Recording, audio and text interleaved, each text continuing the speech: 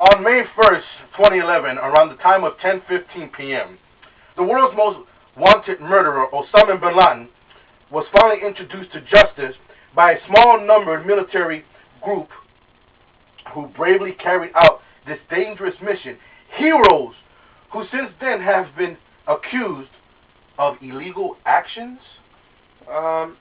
Apparently that, for what we've heard, that they broke the Geneva Convention. For those of you who don't know who that is, I think, well, I don't know much about it either, but this is my assessment on what I think it is. that they attacked essentially war crimes. Yeah, they attacked an unarmed man, and whether he was armed or not, in this case, it shouldn't matter because 3,000 people were innocently murdered for no reason because of a belief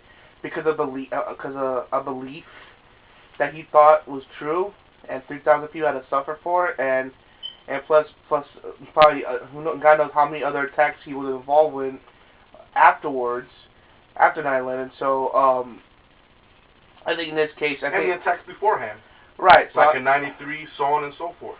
So I think in this case we can make an exception.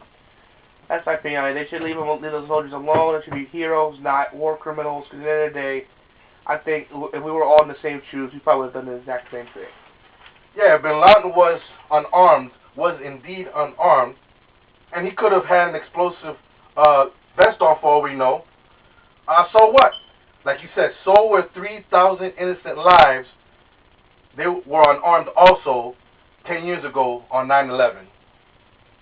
Over $480 million was spent for the Orlando Magic, tragic, to have a new home court only to let us down by almost getting swept in the first round of the NBA playoffs to the Atlanta Hawks. Orlando Magic GM, man, a team makeover is definitely an understatement.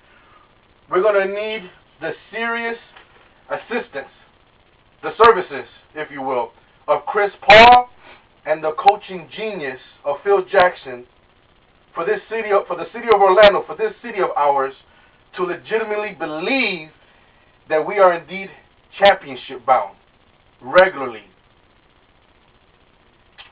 With his review of all things sports entertainment related, from Randy Orton's winning the World Heavyweight Championship right here in Orlando, to R-Truth's developing as a heel, and everything else in between, here's my broadcast partner, Alex. Hello, everyone. I love to inform you guys that we were there live at the Orlando SmackDown show, and it was very good. Me personally, about the whole Randy Orton winning the championship, I was really against that. In fact, I was like really upset, along with several other fans, about that because they built this whole thing up about his friend retired, he wins a tournament, a Royal Rumble tournament to face Del Rio in an epically grueling ladder match, and I mean grueling. I mean he had scars, so did Del Rio, and if you look closely, if you saw Extreme Rules, even his partner, his Brutus, whatever that guy's called, was bleeding profusely. So everyone was getting hurt in this match. And I think he earned that belt. Lord knows he did. He earned it, and for him to get taken away like that, I think that was like really, really pathetic. 17-year-long wait. He waited 17 years only to have it for freaking 48 hours. I mean, that's kind of that's kind of gay, man. I'm sorry. It was horrible. I was just upset. I was shocked. I mean, pardon the pun. You had a good reign while it lasted. Right? It was horrible. It was just horrible. I hated it. I mean, though we voted for him, but still, I mean, I think the people picked Randy Orton because it'd be a good match for Christian to win. So that way, to further promote he's a great champion, not just for him to pick Orton and lose it. I mean, that was... and again, we remember that this topic about how the older superstars like Triple H, John Cena, Edge are getting that push to become the big star, while the younger superstars like Evan Bourne, Daniel Bryan, yes, the cursed pecking order. Yeah, the pecking order. Other big people, John Morrison. I can go on with people that have the talent, that aren't getting their just dues. And some of them, yeah, they might have their mics. I don't know if they have mic skills or not, because sometimes that may be required. But give them the chance, and if they don't like, because I haven't heard Evan Bourd's mic skills that much. I mean, just give them a chance. Who knows? But maybe the crowd might like it. The crowd might hate it. Who knows? Mick Foley talked weird. Yeah, the crowd was behind him when he was Mankind, and look how successful he was. So. Then again, the mic skills could possibly be non-existent. Right. So at the end of the day, just give him a chance. Just give him a chance. You know, I'm worried about Sin Cara too, because so far he hasn't talked at all. The time he has here, so his talent really speaks for himself. I mean, I saw him live, and all I can say is wow. Honestly, I think he might have a breakthrough. Yeah. I honestly view him as being as the exception. I hope so, because I mean, Evan Bourne and John Morrison and Daniel Bryan have great talent as well, and look what's happening to them. They're getting the lower tiers. So, you know, that's just me. So, I hope he doesn't follow this category that people have great talent that can really push his business to the next level, but are getting left behind by the bigger names, like I'm going to say pecking order. You know, the quote guy from IGN. I mean, we knew Christian wasn't going to hold the title long, but it's like going to a bad restaurant, and you know the food's going to suck, and then before you end up even getting there, you die in a car accident. You know what I'm saying? Unquote. So, so in all, you know what I'm saying, Christian should have got a longer push. At least have him lose it in the next pay-per-view over Atlanta. Don't let him just have it for 2 days and it just takes away from like that. That was horrible. Speaking of mic skills, you care to touch on the evolution that is R-Truth. Oh, R-Truth. His mic skills have gone up. You know, he's developing his character. Right? This is insane guy. I mean, like my brother. So you've seen this character before. You want to elaborate? Basically, I view R-Truth's character as a 2011 version of the husband of Good Times, with a little bit of Abdullah the Butcher, Umanga, and the Boogeyman. So he's evolved character-wise, but I don't view it essentially anything that's necessarily original. Yeah, it's true. It's not original, but hell, it's a step forward for his character. So you know, I do like what's going on. I mean, it's kind of sad to see him that he's getting probably pushed better than heel in the face. So let's see how it goes. So far so good. Let's see how it develops. There's rumors that China might be spoiled. What I've heard that China's gonna be at Kurt Angle's corner during the next match in I think at Sacrifice TNA. So We'll keep you posted. Right. We're gonna be there live. We're going to plan to go there live, so we'll let you know if that's true. It's true or not, but I think it might be true. So stay tuned, and possibly Goldberg.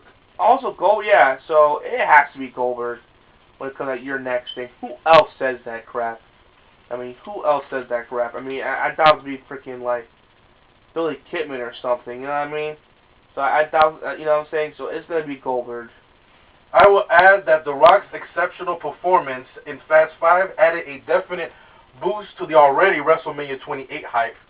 And please, will someone do something about Booker T, who currently is an assistant commentator for the SmackDown brand. Don't understand a damn word that he says, always butchering the English language, and just about every time he talks, when he speaks, I'm like, what the fuck did he just say?